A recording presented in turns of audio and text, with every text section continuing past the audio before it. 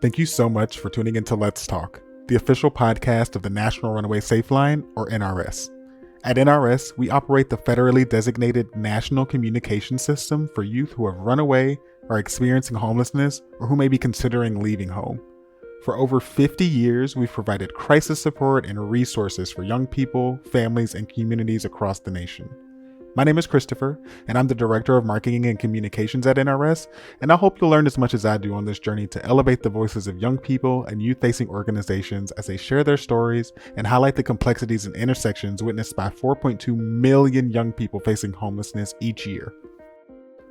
This episode of the Let's Talk podcast is brought to you by Greyhound, the official partner of the National Runaway Safeline's Home Free program. Established in 1995 in partnership with Greyhound, this program helps runaway, homeless, and exploited youth return home safely or get to a stable alternative living arrangement through a free bus ticket. In addition, Home Free works in collaboration with youth, parents and guardians, law enforcement, anti-trafficking organizations, social service and healthcare providers, and others to ensure youth who are victims of labor and sex trafficking benefit from reuniting with caring adults or getting to an alternative living arrangement. Learn more about this partnership by visiting 1-800-runaway.org/homefree. Okay, truthfully, I'm a little geeked about today's podcast guest. Before I even had the opportunity to meet with our guest today, I was already such a big fan of their work. Not only have they written 3 memoirs about growing up and experiencing homelessness as a young person, they've also written over 100 other books, and they've published work with both DC and Marvel Comics. Please, whenever you're ready, go ahead and introduce yourself. I am Rex Ogle. I'm a writer. I'm from Texas, born and raised. I moved to New York City when I was 21 with $200 in a duffel bag, and I knew I wanted to be a writer. So I moved there. I worked in editorial and publishing because I wasn't the brightest tool in the shed growing up. So I wanted to learn how to be a writer from the inside out.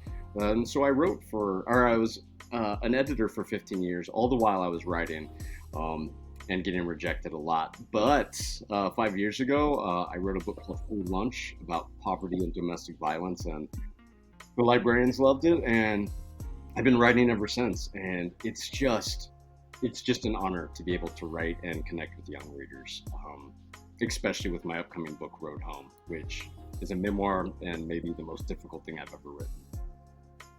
Now, correct me if I'm wrong, but kind of like researching Road Home online, it's part of a trilogy of books, correct? Yes, yeah, it is. Would you consider the first 2 parts of that a memoir as well? Yes. So Free Lunch is me in 6th grade dealing with poverty and domestic violence. Punching Bag is more high school and continues with the domestic violence story. And then Road Home essentially concludes that trilogy with my dad kicking me out for being gay, and the 3 months after that I spent living on the street. You know what's interesting is I got to read a little bit of Road Home, and I really am appreciative of you sending me an advance copy. I actually just ordered it today also, but I interviewed a young person from New Orleans.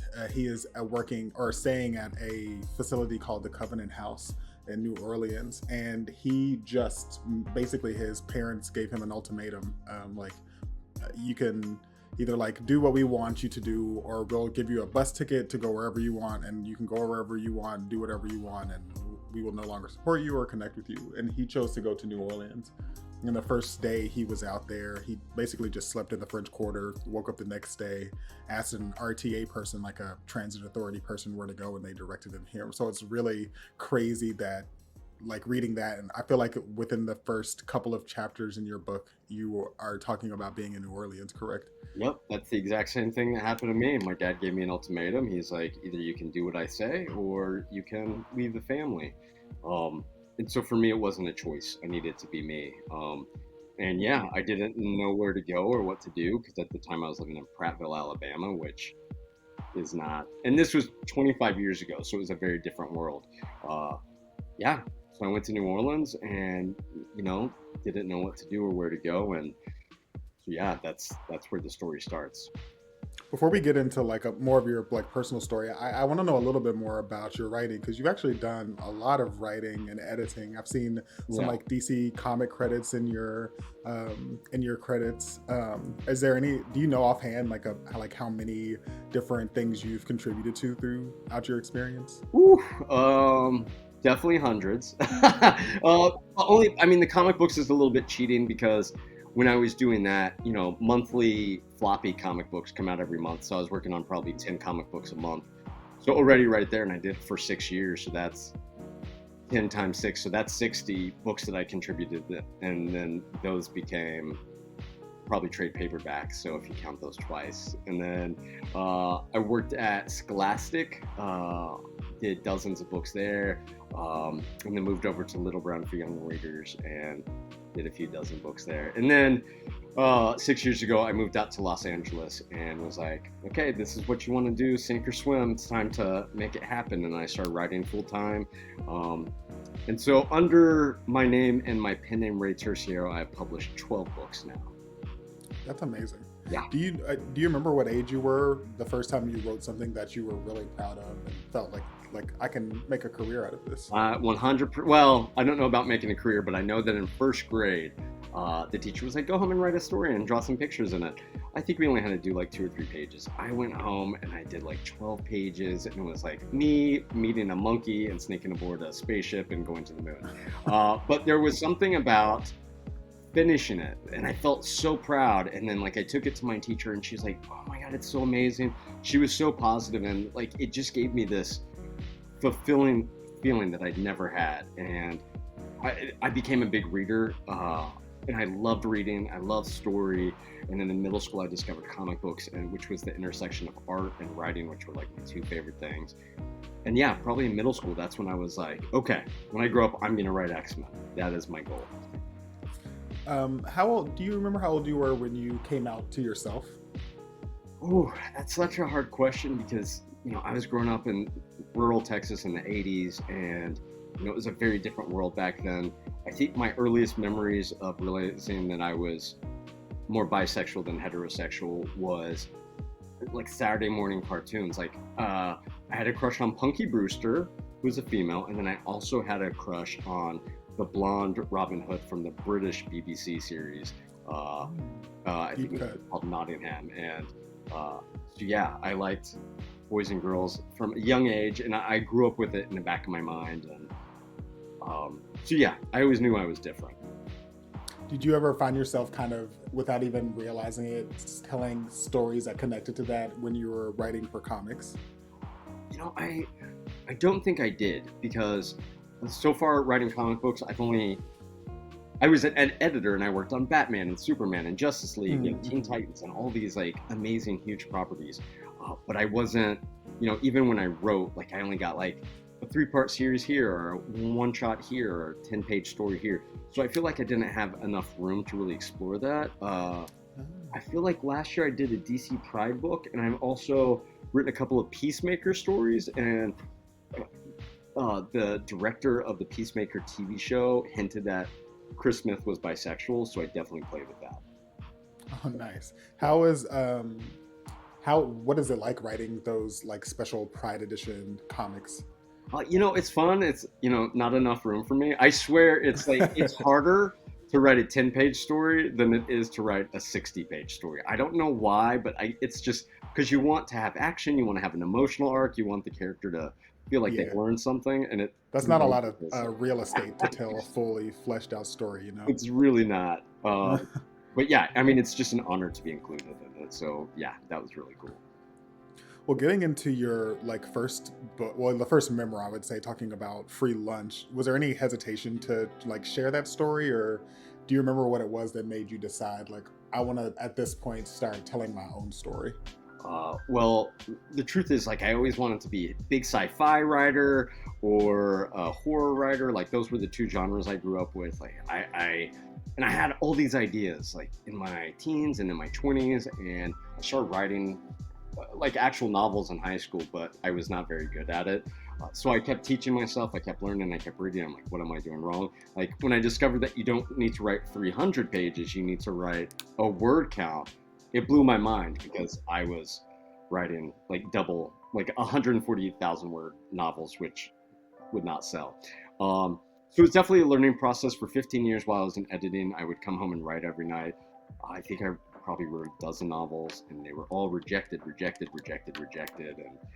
I finally went to an editor. I was like, what am I doing wrong? And they're like, plot, action, dialogue. They're like, there's nothing of you in here. Like, where do we meet Rex? And I was like, I don't want to talk about myself. Like, my childhood was filled with pain. It was filled with poverty, domestic violence, homelessness. Like, this is not stuff I want to talk about.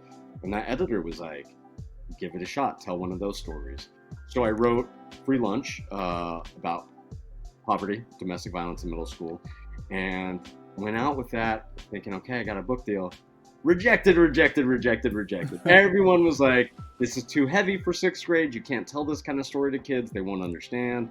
Boo to those people. 5 years later, I wrote a piece for the Huffington Post, and a publisher of a new small imprint, Norton for Young Readers, read it and was like, I would love to tell this story. And I was like, I'm not ready to write it, but I have free lunch. And so that was my first dipping my toes into memoirs. And it was really hard to write this trilogy, but after the first one, I had such a positive reaction from teachers and librarians and kids just reaching out to me on social media and being like, this is my life. Thank you for telling this story, because I don't feel alone anymore. And I've discovered that's a really important thing with memoirs. Well, and like, especially one of the first things you said coming into this interview is that you really appreciate getting, and this isn't exactly what you said, but kind of alluding to being able to have an impact on young people. Mm-hmm. So I don't know how familiar you are with National Runaway Safeline, but like to me, one of the most profound things that we've done on an organization since I've been here is kind of reviving what it means to have a youth advisory board, bringing in young people, not just to share their experience and their expertise, but to actually employ them, to make sure that they're getting paid for sharing their expertise, to give them a platform to share things. And more importantly, to like learn from them as they're building their self-confidence. And the biggest thing for them is often not feeling like they have real stories to relate to. And it's because I think like a lot of times people say, well, that's too sensitive for a young person to read. But, we've had guests on the podcast who shared that in like around the time they were in the 6th or 7th grade, they were being like physically abused in ways that you would only think to see in television. Like my imagination can't even stretch so far to think that a person would actually do that to a young person. And that's just something that person was going through in their real life. So I totally appreciate like being able to share these stories to young people at a young age. Yeah. And especially talking about a middle school age, did you find yourself learning about yourself from that experience, from being able to kind of like relive through that time for a short while you wrote that memoir? Every memoir I've written has been kind of traumatic. Because I was in therapy, I was on antidepressants. I try to have a good support system, but I would write a chapter and I'd just be so torn up afterwards, and I would cry and I'd become depressed and have panic attacks for days. So I started like kind of developing a ritual, like, okay, when I go into this, I'm going to go into the past. I'm going to time travel back and put myself in that mindset. And then when it's done, I'm going to come back to now. I did that with like eating chocolate and blowing out candles and watching new TV shows that are here to kind of pull myself back into the present. So each book was harder than the last to write, but by the time I got to Road Home, I knew how to kind of control the time travel, like going back into that mindset and then pulling myself back. And I will say that after the first book, all these people were like, did you get closure? Did you learn anything? And I was like, no, it's super painful.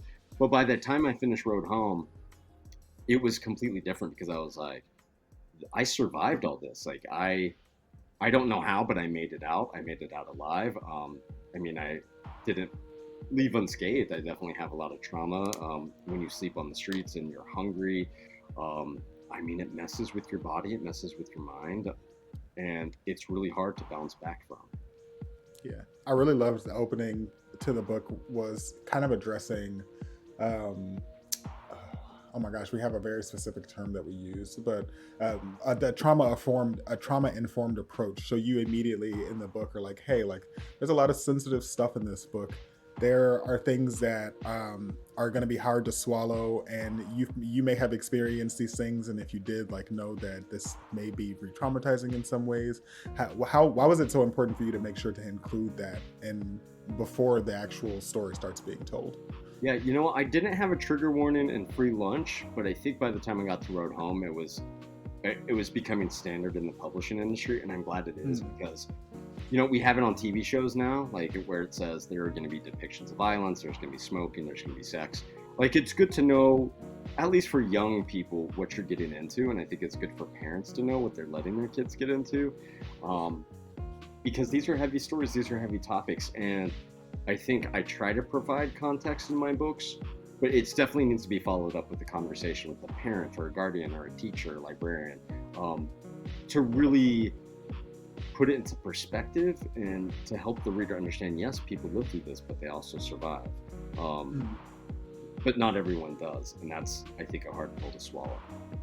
Yeah, I mean, the truth is, especially, I mean, I don't come from any type of like social work background. I don't have any type of lived experience with youth homelessness or anything like that. So I always try to come to these, especially like when I'm talking to someone who does have lived experience, I'm like, it's all about me learning. I think the goal of this podcast is to help people who are from the outside looking in, like, oh, they say they want to help and they like don't quite know how to put their finger on what the right way is to help.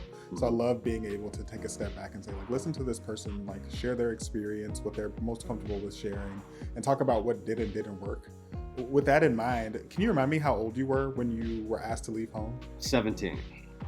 17. So at that time, were there any places that you sought help or reached out to for any type of assistance? So I grew up in Texas in the 80s and 90s. I was booted out at 17 in 1995.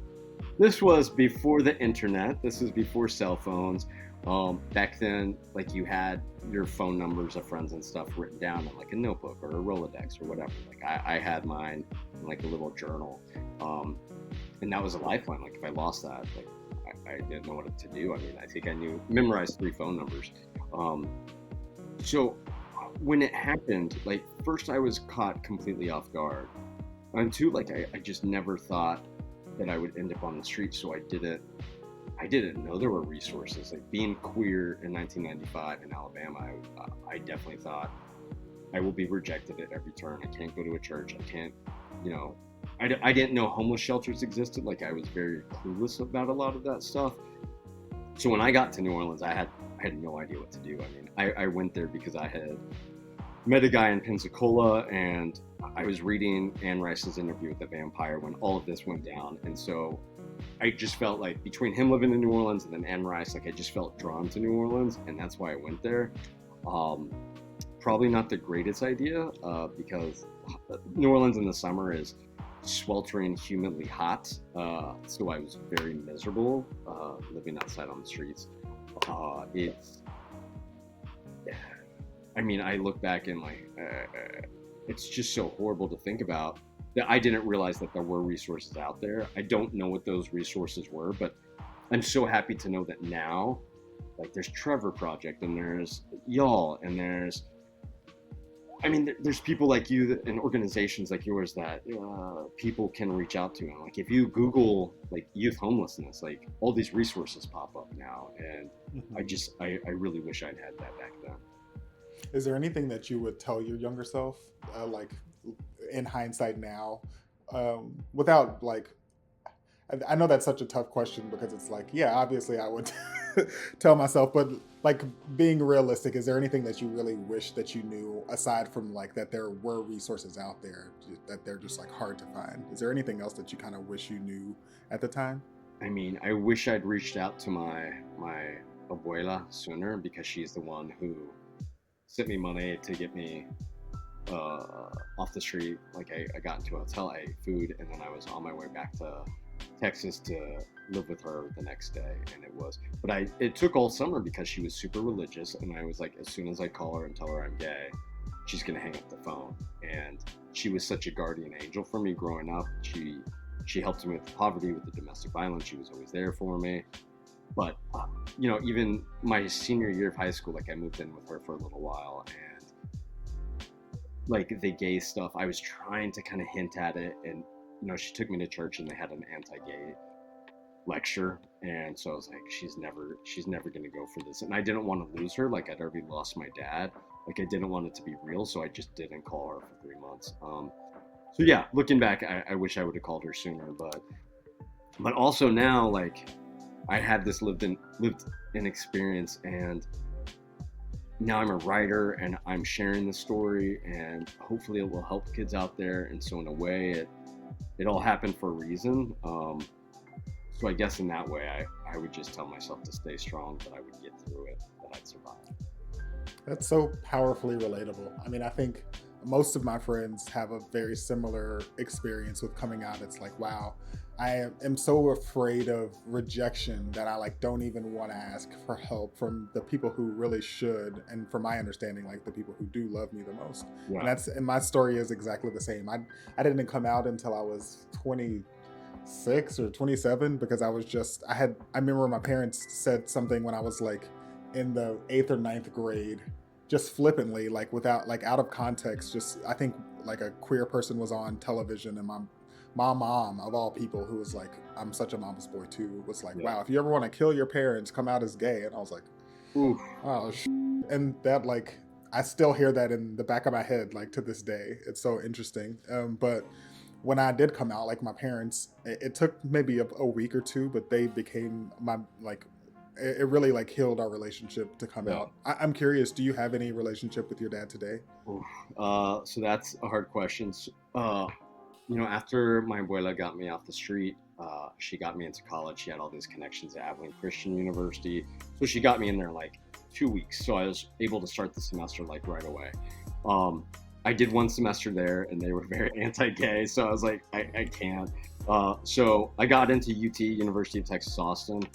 I went there, and after about me and her talked every day. And I was just like, I hate my dad. I can't believe he did this to me. I have so much anger. I have so much pain for what I lived through.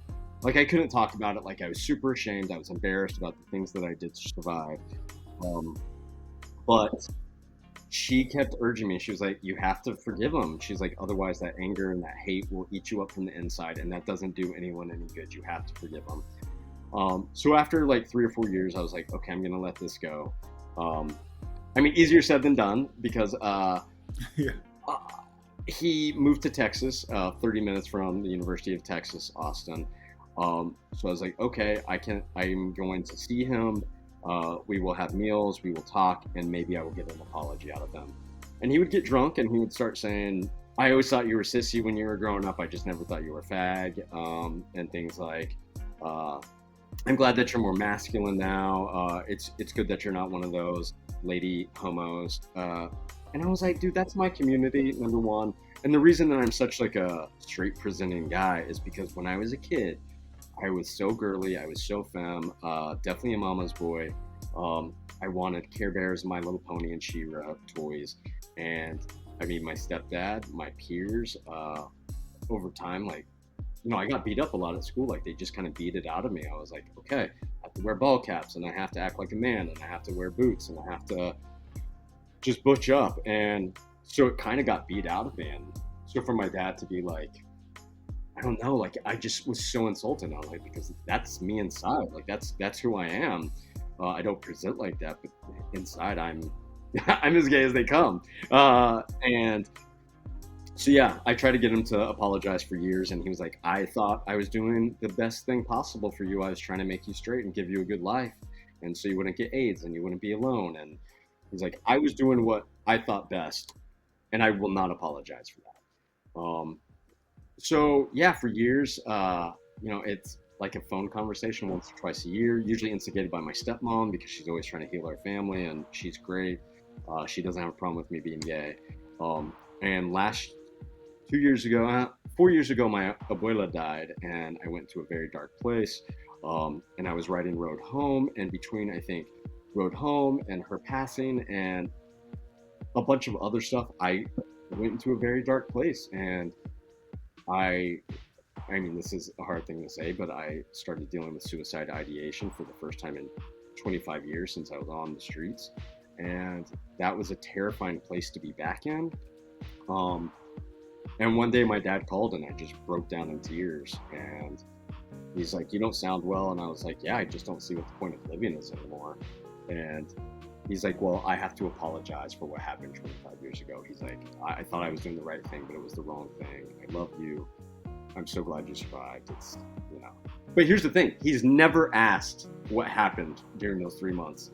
And so 2 weeks ago, I sent him a copy of the book and a 3-page letter saying, "I am not trying to villainize you. I don't want people to hate you, because that's not the point of the book. The point of the book is to talk about what happened during those 3 months." And I was like, "To be fair, you've never asked, so I'm not asking you to read this, but I want you to know it exists because some people will probably hate you."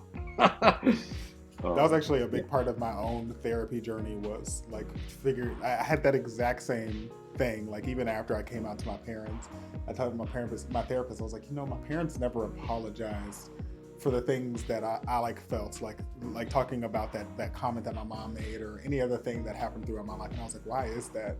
And she was like, well, they don't, like, there's so much more guilt attached to that. Like they start learning all of the things you had to go through, then that just adds to they're like trying to protect themselves essentially. So I had a very similar, like, I just eventually called my parents one day and like kind of talked through all of the things that I experienced. And kind of looking back at something you said a moment ago, I want to know, was there any like big secret to finding that acceptance and forgiveness for your dad? Anything in particular you remember being like, okay, like this, I can finally do this, or reach out or try to like rebuild the bridge? So I know guess, your abuela was yeah. like a big part of that. Yeah, she was a huge proponent for forgiveness, for compassion, for love. I mean, she didn't realize it, but she was definitely a Buddhist. Church of Christ is what she thought she was, but I was like, no, you're a Buddhist. Like, she was just so filled with love and kindness, which is, she instilled that in me, and I'm so grateful for it. So yeah, what happened was I wrote my dad a letter, because this was like pre-email.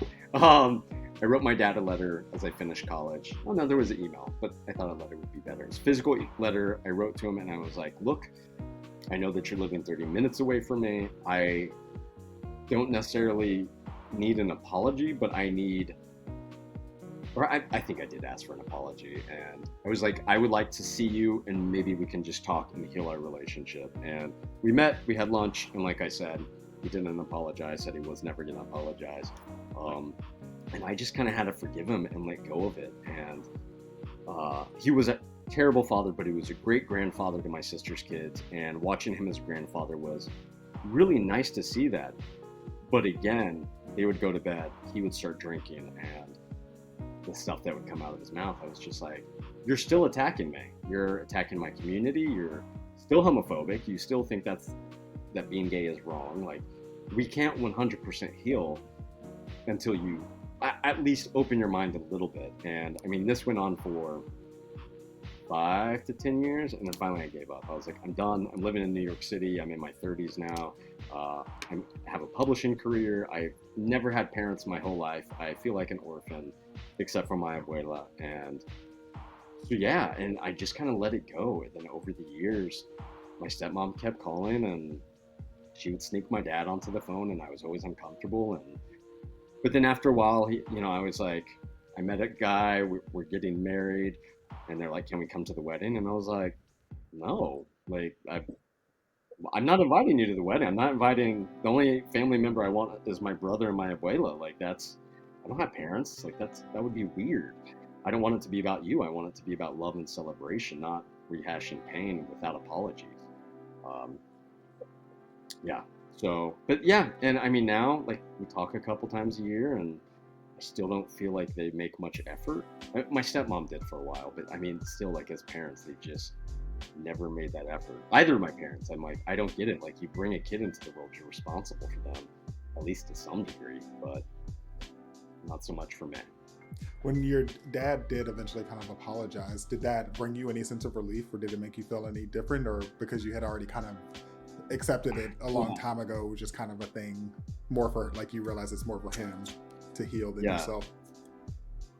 It was weird because the little boy inside of me, through therapy, I've learned I have to take care of that little boy, which is why I still watch cartoons and buy myself Legos, and every once in a while I'll buy myself literally a pack of Crayola crayons and coloring book and just have at it. Because I need to take care of that little boy who was mistreated his whole childhood. And so the little boy in me loved that apology, but A was on the phone, and the idea of hugging him was uncomfortable for me. The idea of hugging either of my parents is so uncomfortable for me.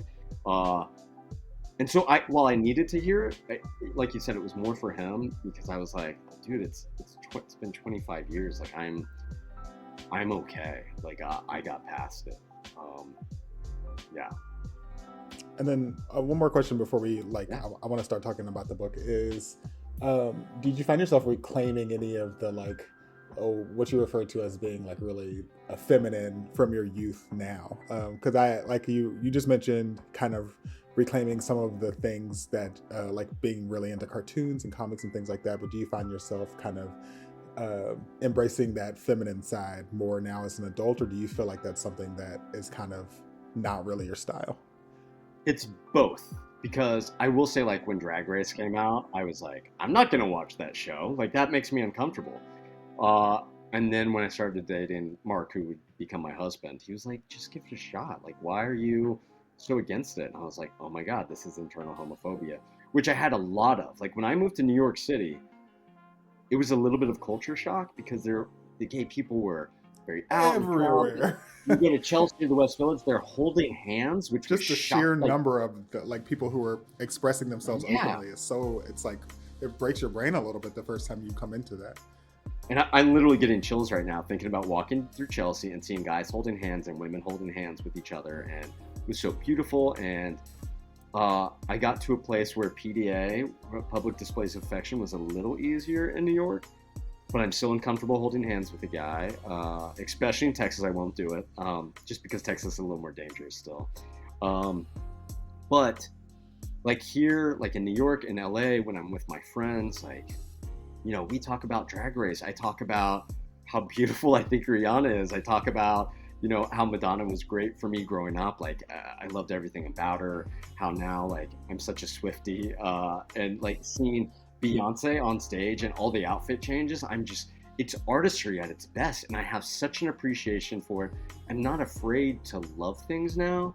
And with my friends, queer and straight alike, I hug them until it's a little uncomfortable, because I think, and it's funny because I'll hug someone and they'll give me a pat on the back and then let go.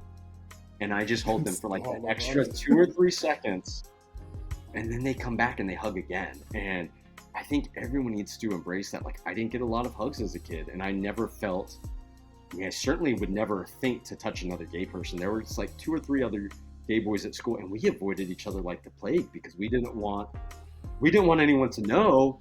And the thing is, we would have been stronger together. Like, I look back and I'm like I could have had an ally or someone to talk to about these things. And yeah, now I feel like I reclaim through loving my friends openly and honestly and as hard as I can.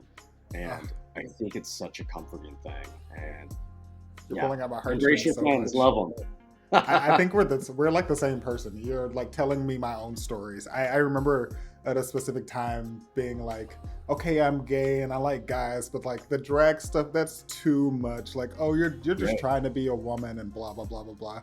The first time someone like successfully got me to sit down and watch Drag Race, literally half of me died, and it was that internalized homophobia side. And I was like, oh wow, like I didn't realize that this is like such a great replacement for like, I grew up in the Britney Spears generation as opposed to Madonna. So, but like when she was kind of like not presenting as a pop star anymore and was more of a celebrity who was getting like not doing music as much, and I was like, wow, these drag queens are like on that level sometimes. They're a great replacement. And it's so funny. I like find anytime I talk to a person who is openly queer on the podcast, I always find myself asking that ridiculous Drag Race finale question of like, what would you tell your younger self? Because it really is such a great question.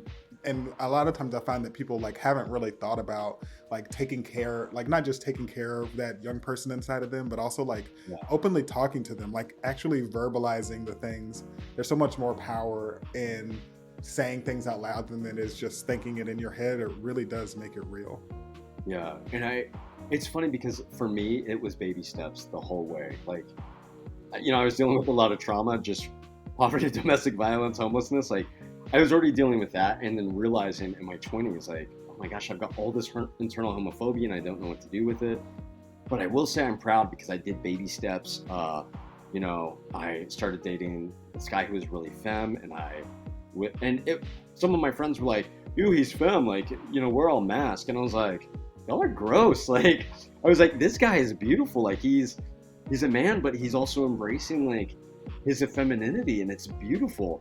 And then, I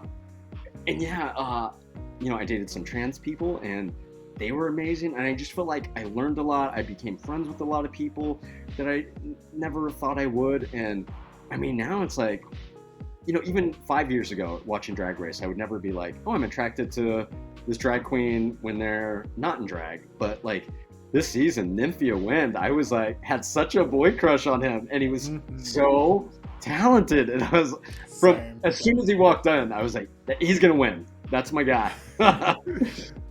No, it's so funny. My partner also is non-binary, trans non-binary, and like completely. I mean, like you mentioned earlier, I see all of the things that I really tried hard to push out of my life to not be gay, and like bringing themselves back in. Like I remember the first thing that I ever wanted to be when all of my friends were like, "I'm gonna be a policeman, and I'm gonna be a lawyer." I was like, you guys.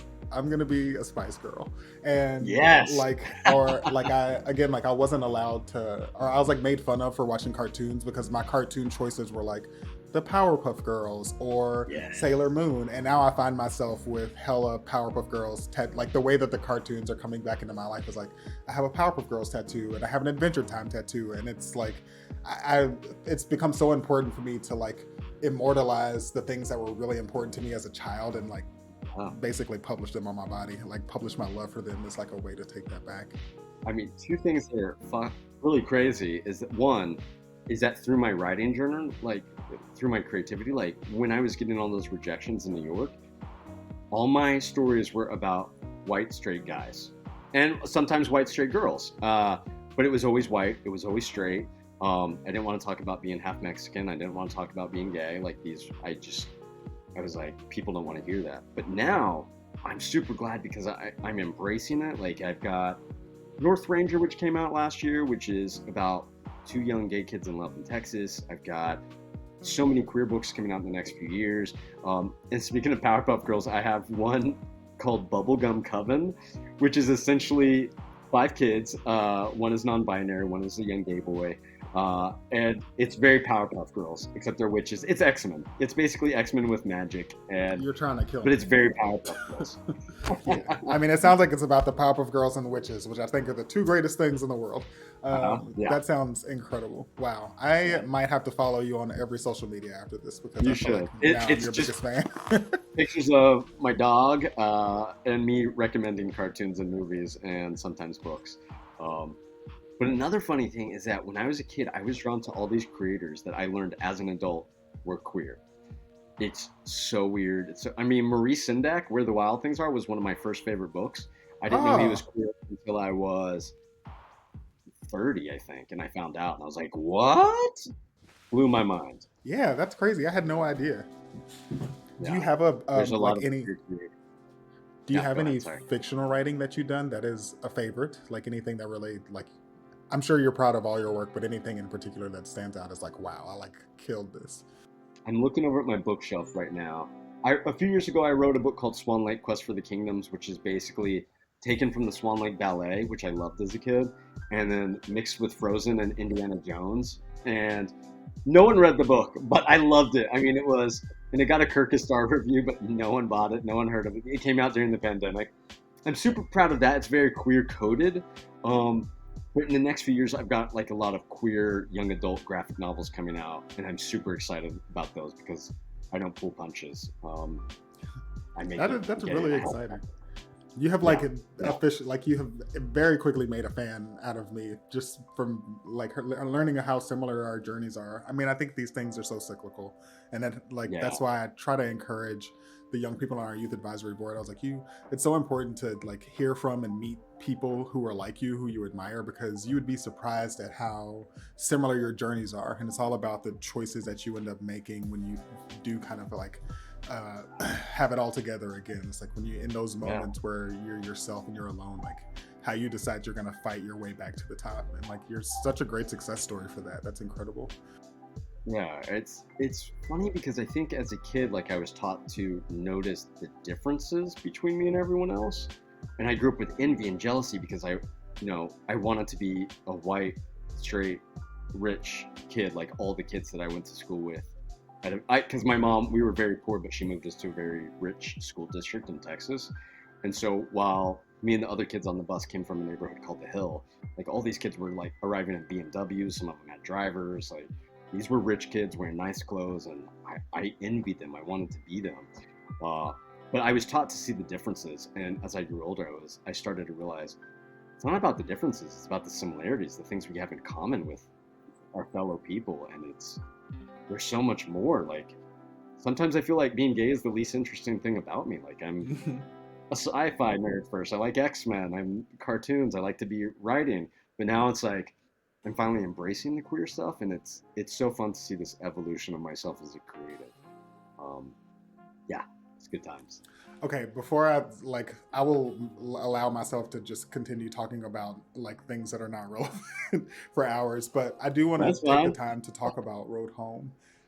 So without giving away any spoilers or like the ending of the book, I think we all know how it turns out for you because you're speaking with us today. But can you give us kind of a brief synopsis of the book? What can people expect? Yeah,